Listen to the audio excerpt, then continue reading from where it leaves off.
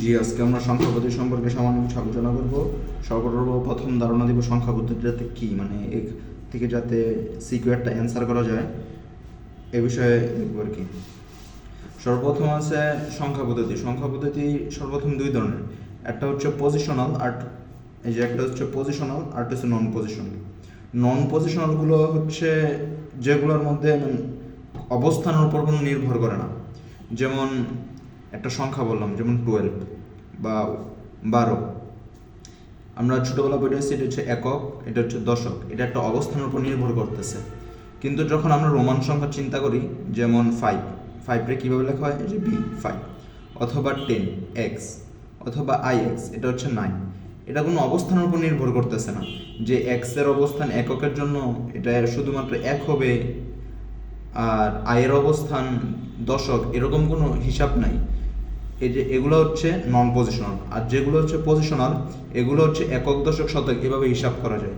যেমন যদি বলি 24, তাহলে এটা একক, এটা দশক, এই দুইয়ের মান দশকের কারণে দুইয়ের মান মানে এই জায়গায় নির্দেশ করতেছে কত, 20। এটাই হলো পজিশনাল এবং নন পজিশনাল মধ্যে সম্পর্ক। আমাদের পড়া নন পজিশনাল নিয়ে তেমন কিছু নেই, শুধু সংখ্যাটা বললেই হবে, আর পজিশনাল সংখ্যা একটু পড়তে হবে। পজিশনাল মধ্যে সর্বপ্রথম যে জিনিসটা আসবে সেটা হচ্ছে স্থানীয় মান। স্থানীয় মান আমরা সবাই জানি, যেমন একটা সংখ্যা নিলাম 1 2 3 4, এটা একক স্থানীয় মান, এটা দশক স্থানীয় মান, এটা শতক, এটা হাজার বা সহস্র।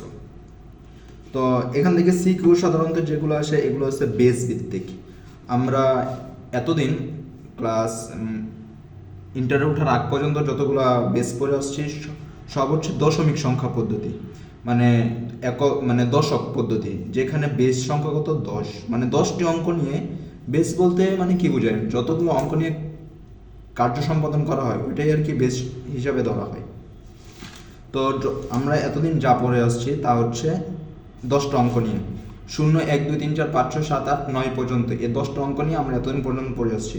কিন্তু এখন থেকে আমরা বাইনারি, অক্টাল এবং হেক্সাডেসিমেল এই তিনটাও এর সাথে অ্যাড করব। এই তিনটাও আমরা দেখব কিভাবে কি হয়। তো সর্বপ্রথম যেটা হচ্ছে বাইনারি সংখ্যা পদ্ধতি। বাইনারি সংখ্যা পদ্ধতিতে অঙ্ক সংখ্যা হচ্ছে দুইটা, কি 0 এবং 1। 0 এবং 1 দিয়ে যত সংখ্যা গঠিত, মানে বাইনারি সংখ্যা যদি তুমি লিখতে চাও তাহলে 0 এবং 1 ছাড়া অন্য কোনো অঙ্ক তুমি ব্যবহার করতে পারবে না। 2 ব্যবহার করতে পারবে না, 3 ব্যবহার করতে পারবে না, 4 ব্যবহার করবে, এরকম কোনো অঙ্ক ব্যবহার করতে পারবে না। যেরকম আমি যদি বলি 1 1 0 1 1, এটা একটা বাইনারি সংখ্যা, কি মান নির্দেশ করতেছে ওইগুলো আমরা পরে দেখবো। আগে আমরা চিনতে হবে যে এগুলো হচ্ছে বাইনারি। তো এটার বেস কত 2, এভাবে 2 লেখা হয়। তারপরে আসে আমরা অক্টাল সংখ্যা পদ্ধতিতে।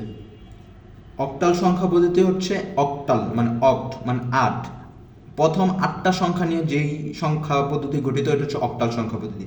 কি 0 1 2 3 4 5 6 7, এই 0 থেকে 7 পর্যন্ত এখানে 8টা অঙ্ক আছে, এই জন্য এটা অক্টাল সংখ্যা পদ্ধতি।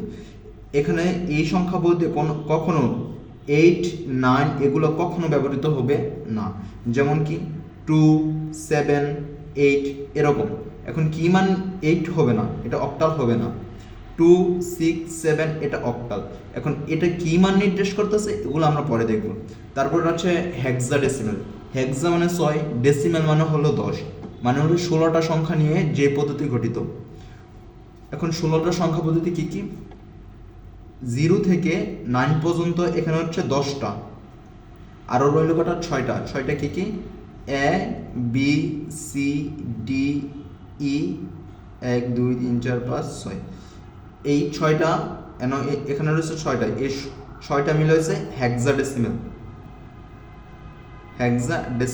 আর ডেসিমেল সংখ্যা পদ্ধতি হচ্ছে কোনটা, প্রথম 1 থেকে 10 পর্যন্ত যেগুলা, মানে 0 থেকে 9 পর্যন্ত, 0 থেকে 9 পর্যন্ত এটা হচ্ছে ডেসিমেল সংখ্যা পদ্ধতি।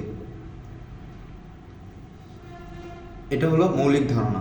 এখন যদি আমি বলি তোমার চেনার সুবিধার্থে 1 1, এটা কোন 1 1 3 এটা কোন সংখ্যা পদ্ধতির মধ্যে পড়ছে, উত্তর ডেসিমেল সংখ্যা পদ্ধতিতে। কারণ ডেসিমেল সংখ্যা পদ্ধতি 0 থেকে 9 পর্যন্ত, এখানে প্রত্যেকটি সংখ্যা 0 থেকে 9 এর মধ্যে আছে। এবং অক্টাল সংখ্যা পদ্ধতিতে অক্টাল সংখ্যা হচ্ছে 0 থেকে 7 পর্যন্ত, এখানে প্রত্যেকটি সংখ্যা 0 থেকে 7 পর্যন্ত আছে। যদি বলি এটা কি বাইনারি, উত্তর হবে না, কেননা ওয়ান ওয়ান ঠিক আছে, কিন্তু এই থ্রি বাইনারির মধ্যে কখনো থ্রি ব্যবহৃত হয় না। এটা কি হেক্সাডেসিমেল? হ্যাঁ, এটাও হেক্সাডেসিমেল। হেক্সাডেসিমেল কত? 0 থেকে 9 পর্যন্ত এবং এ থেকে এফ পর্যন্ত, যেটা এটা শর্ত মানে। সুতরাং এটা তিনটাই সম্ভব, দশমিক সম্ভব, তারপর হচ্ছে অক্টাল সম্ভব, হেক্সাডেসিমেল সম্ভব। যদি বলি এ টু বি, এটা কোন সংখ্যা পদ্ধতির? এটা হচ্ছে হেক্সাডেসিমেল। কেননা শুধুমাত্র A B C D E F এই সাংকেতিক চিহ্নগুলো শুধুমাত্র হেক্সাডেসিমেল ব্যবহৃত হয়। আর এটা কি অক্টাল? না, অক্টালের মধ্যে এবি নাই, বাইনারি তো প্রশ্নই আসে না। যদি আমি বলি 11012 11001, এটা কোন সংখ্যা পদ্ধতি?